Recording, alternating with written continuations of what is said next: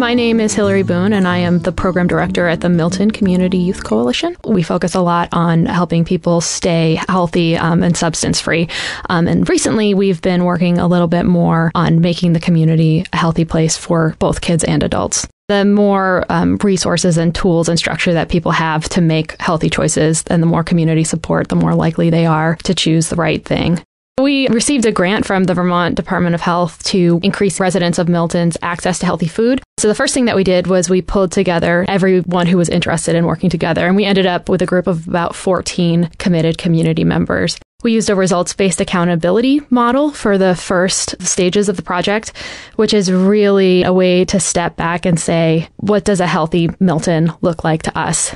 We started to work on some initiatives. The first one, and probably the one with the biggest scope, was revitalizing the farmers market.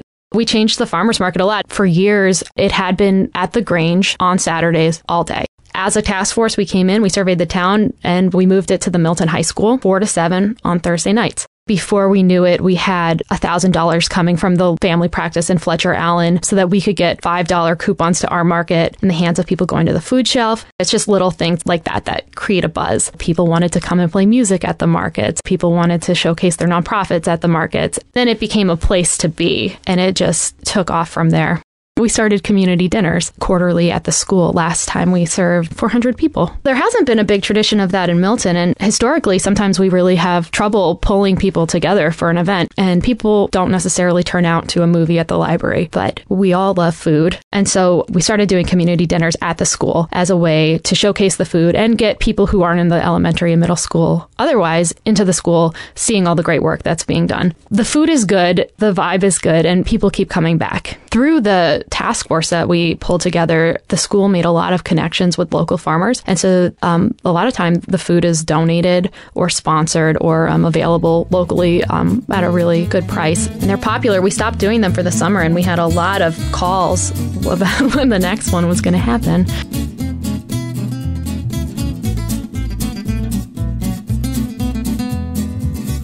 My name is Amy Brewer. I'm a health educator at Northwestern Medical Center in St. Albans. The field I work with is health education, health promotion, really looking at what supports healthy decisions, no matter what the topic is. You can't impact the community with education alone, one person at a time or one student at a time, one class at a time. If that's not embedded in something that supports healthy decision making, then it's not going to work. We've worked with Swanton from 2006 until 2011. And we really looked at the assets in the community.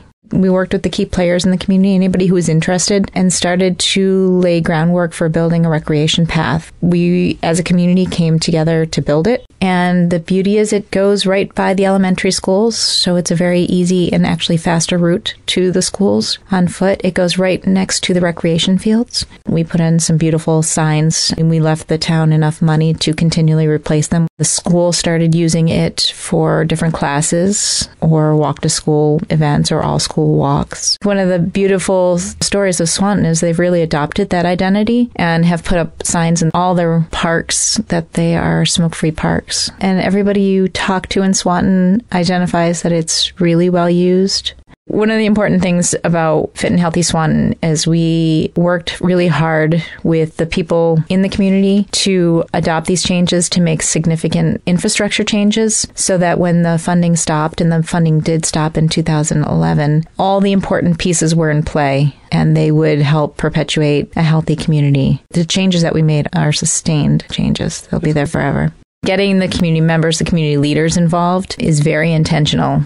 For a variety of reasons. If we hadn't come out on volunteer days with tools to help clear this overgrown railroad bed, if we hadn't all gotten out on those paths together, I think the community wouldn't have owned it. When we share the solutions, people are invested in them so that it becomes their solution instead of my solution.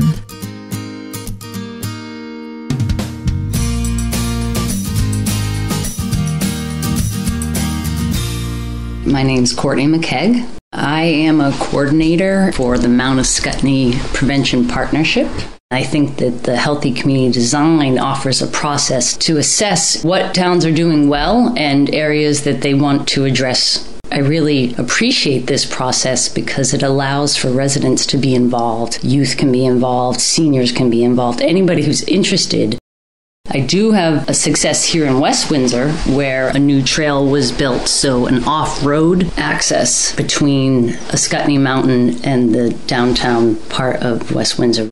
And that was a huge partnership between many different organizations. That started with 12 youth who were involved with a walkability assessment that I did. I asked 4th, 5th, and 6th graders if they'd like to take a look at how walkable the village of Brownsville was, and they were willing to take their recess time to come with me and actually walk in the downtown village and do a 5-point assessment, looking at driver behavior, sidewalk condition, crosswalks. And then they took that to the Planning Commission, and the Planning Commission was very impressed, really liked to hear from the youth. And there were some areas of concern in terms of connectivity and how do you get to the mountain safely. There's our West Windsor Town Forest, which is a phenomenal opportunity for recreation, trails, mountain biking, hiking, skiing, but there really wasn't a safe and defined route there. There's no crosswalks in town. The trail took a few weeks of volunteer time. Just about 2 weeks ago, we had our second kind of kickoff event to promote safe routes to school, and we all gathered at the top of the trailhead on Ascutney Mountain and walked to school together on this trail. Interestingly, one of the students, he's a 6th grader, was walking his 2 twin sisters who were in 3rd grade to school the other day, and I happened to see him come right up to the crosswalk, and I stopped, and another car came around and stopped on the other side, and he crossed that, and I saw him later that day, and I was like, how proud are you, to have created that opportunity. And through his work and the work of many of his community members and neighbors, what was identified as a need was then remedied and turned into a crosswalk and creating a safe route for him to get to school.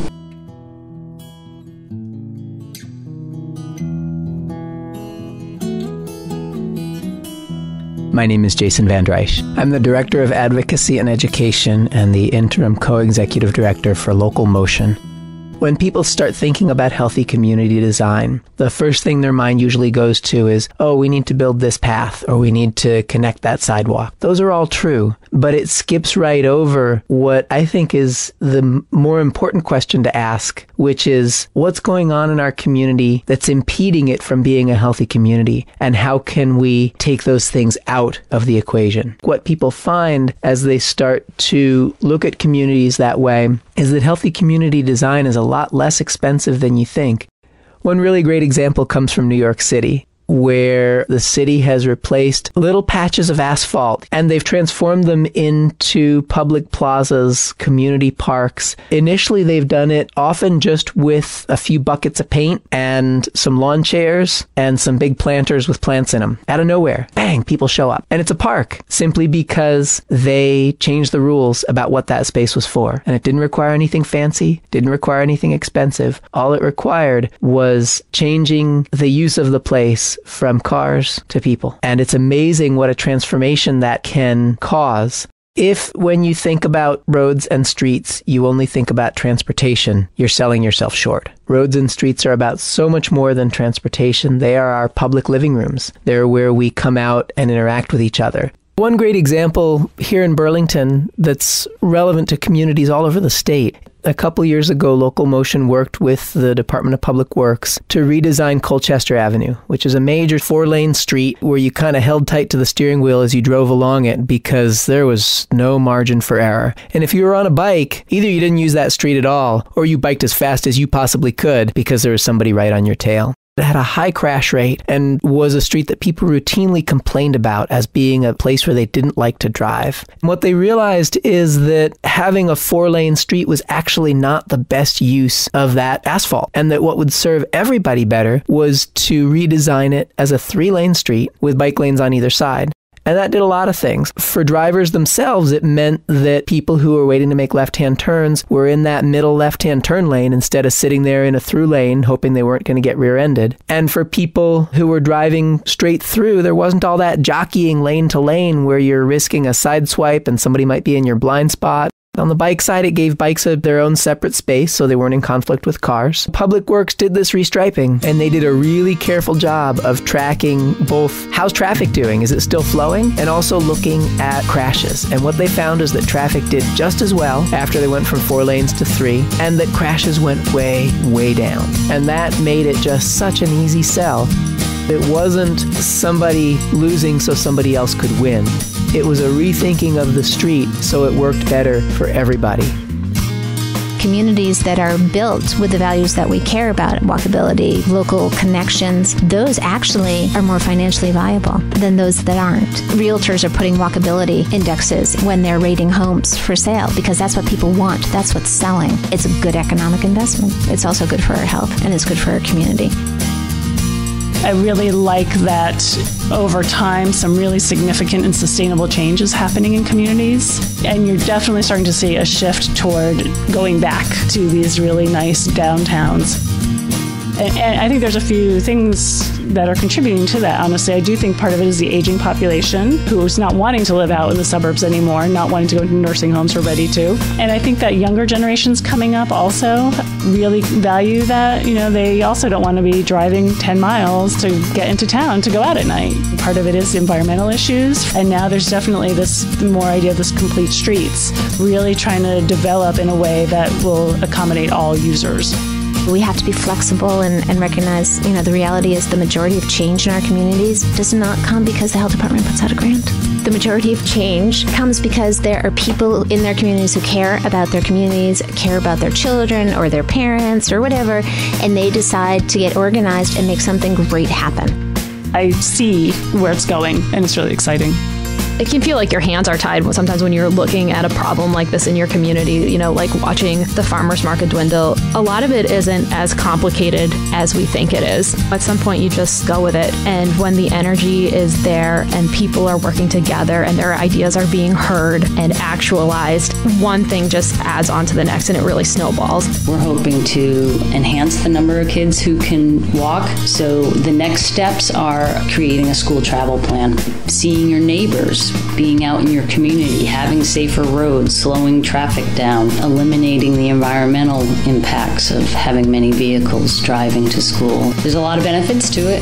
There is this common bond that we have.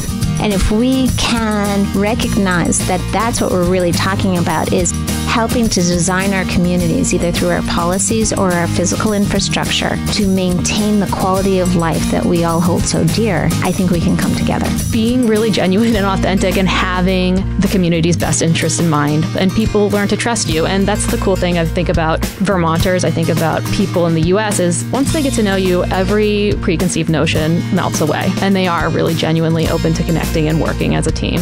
We have the ability to do those small things that are about contributing to our community life that really are not controversial.